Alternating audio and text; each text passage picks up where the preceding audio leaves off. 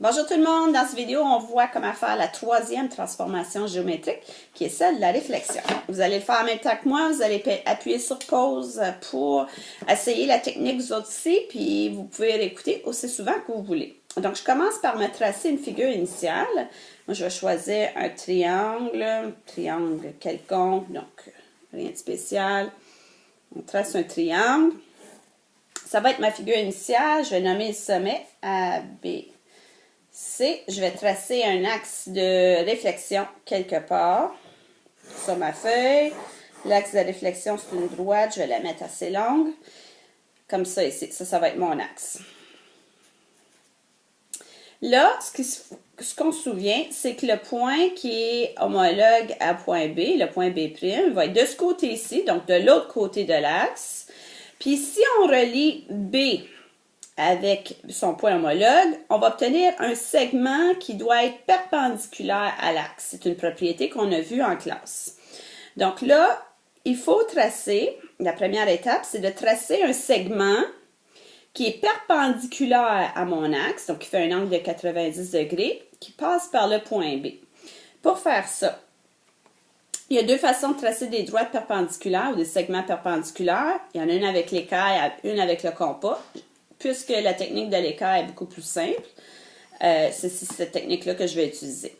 Donc là, on place notre équerre, un des côtés qui forme mon angle droit ici.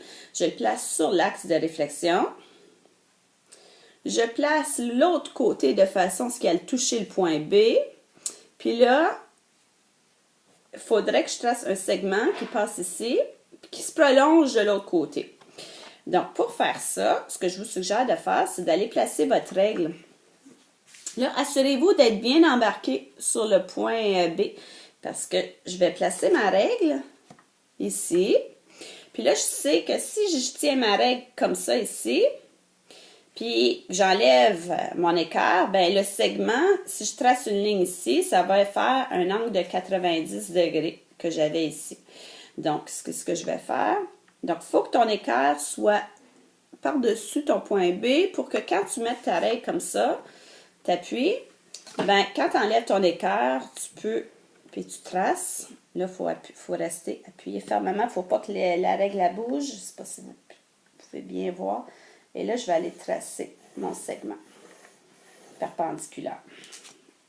Voilà. Puis là, je sais que le point B' va être à quelque part de ce côté-ci. On vérifie.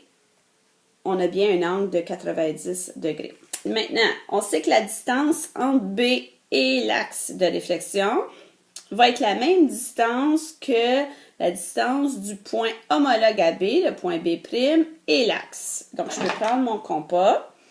Je mesure la distance qu'il y a entre B et la droite, l'axe de réflexion. Puis, je m'en vais de l'autre côté. Puis là, je sais que le point B', il va être juste ici. Je peux nommer tout de suite ce point-là.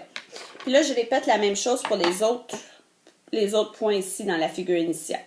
Donc, pour mon point A, je prends mon équerre, je place un des côtés qui forme l'angle droit sur l'axe.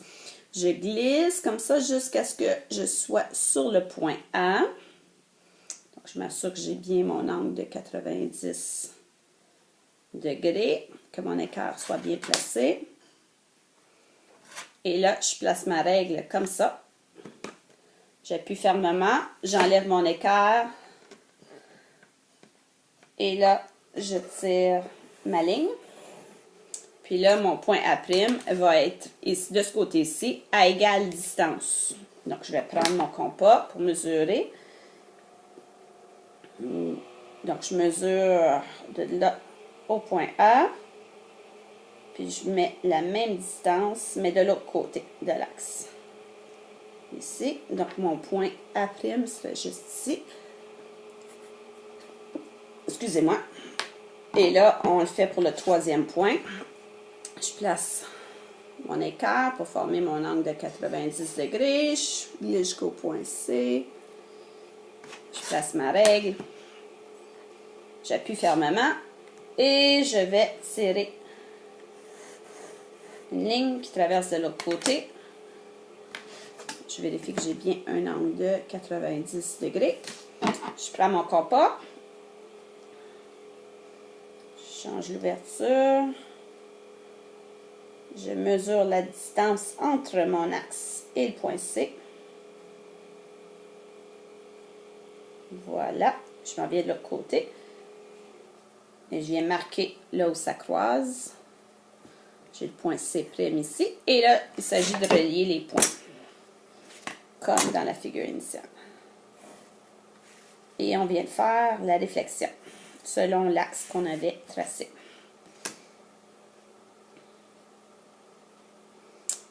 Et voilà. J'ai trouvé l'image.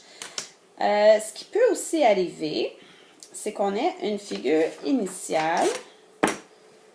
Voilà, comme ça. Je la trace un peu plus grosse.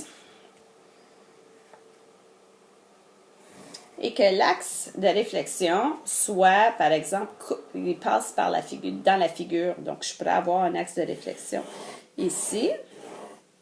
Puis là, ben, la technique est pareille, mais il faut juste se rappeler qu'on s'en va toujours de l'autre côté. Donc, ça veut dire que le point A' serait de ce côté-ci de l'axe de réflexion. Donc là, on pourrait tracer notre segment perpendiculaire, mais on s'en irait, on mesurerait la distance ici, puis on mettrait la distance ici, de ce côté-ci. Pour le point B, ce serait l'inverse. Le point B', c'est de ce côté-ci. Donc, on ferait notre segment perpendiculaire, on le ferait traverser de l'autre côté, on aurait à mesurer, on rapporterait cette mesure-là de ce côté-ci. Donc, B' serait autour d'ici.